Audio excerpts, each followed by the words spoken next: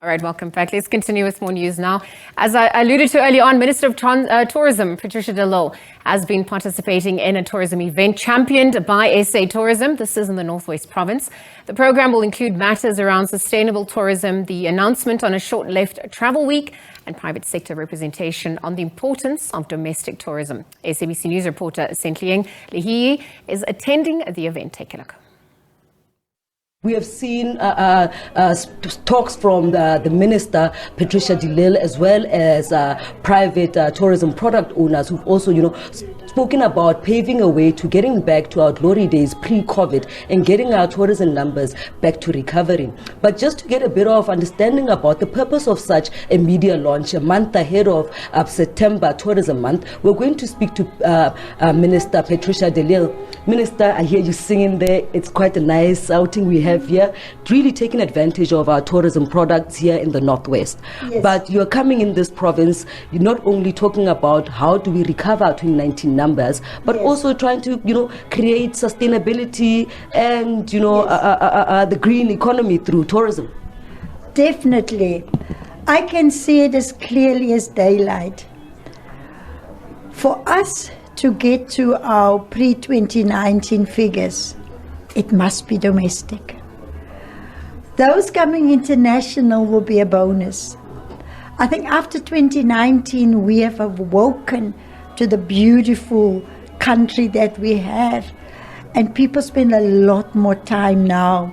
And I'm really on a mission to give exposure to those hidden gems, not just the big cities and the bright lights, and to encourage local South Africans to enjoy and support local. Local is lekker, and therefore I'm here today at this establishment with such a beautiful history.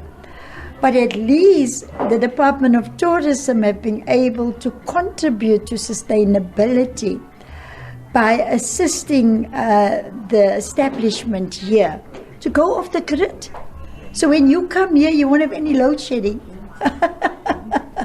That's the beauty of the local tourism. Now, most importantly, we're attracting local tourists, yes, domestic tourism, yes, but you said most importantly, we need to fully exploit our African partners, yes, our guests coming in from the African yes, continent, but yes, more so, we need to be more accommodating to them. Definitely. First of all, just to illustrate, last year we received 5.8 million visitors to our country, of which 4 million came from the continent. So the least that we can do is to say thank you to the continent. And it's growing. It's growing every quarter, it is growing. What we are concerned about is issues raised with me as the Minister of Tourism from African countries visiting South Africa, asking us, please treat us the same. And so building an all-inclusive tourism, we need to eradicate racism. We need to eradicate the bias. We need to be inclusive of disabled people, of the LGBTQI plus community. Everybody must enjoy this beautiful country. So yes, I am going on a big campaign, and I'm calling to all the tourism establishments that you must make sure that if you take the money of our African brothers and sisters that are supporting you and to grow our numbers, please treat them the same. And that is what I've asked for today. We've mapped the way for recovery post-COVID-19, yes, but the greatest drawback remains infrastructure. You've traveled, yes, our province, potholes everywhere. Yes. You've mentioned load shedding. Yeah. These are the things that have become hurdles in attracting, yes, our tourists. How do we bypass these and ensure that, we continue growing our tourism, yeah, industry? Well, I'm on a tour now to do an audit of all our heritage sites that we have in the country. Because even the access to our heritage sites, you find the access is not comfortable for visitors to go there. And so I've signed a memorandum of agreement with the Department of Sports, Arts and Culture that my department, because they're responsible for the heritage site, We will work together now to deal with the infrastructure around all the heritage sites. But there are many other sites where we need this infrastructure. And this sharing of responsibilities between national, provincial and local, people just passing the buck. It's the responsibility of local government to deal with the potholes there, or the province.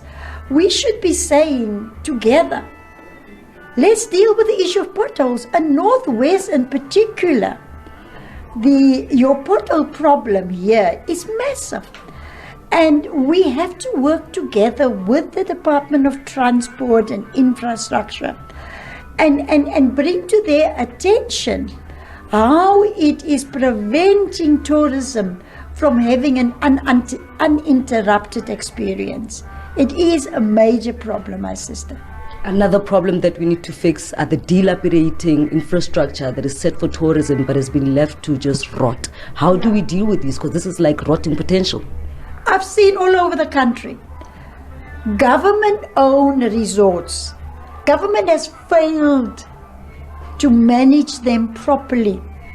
And I don't think it should be government business to run a resort. And therefore, we need to partner with the private sector. We can use all of these resorts while fixing them in partnership with the private sector. Use it for transformation. We need to move quickly on those resorts, because the longer we wait, the more we're going to spend on repairing and fixing those resorts. But I think government must get out of the business of trying to run government-owned resorts. Let's get the real skills to do it.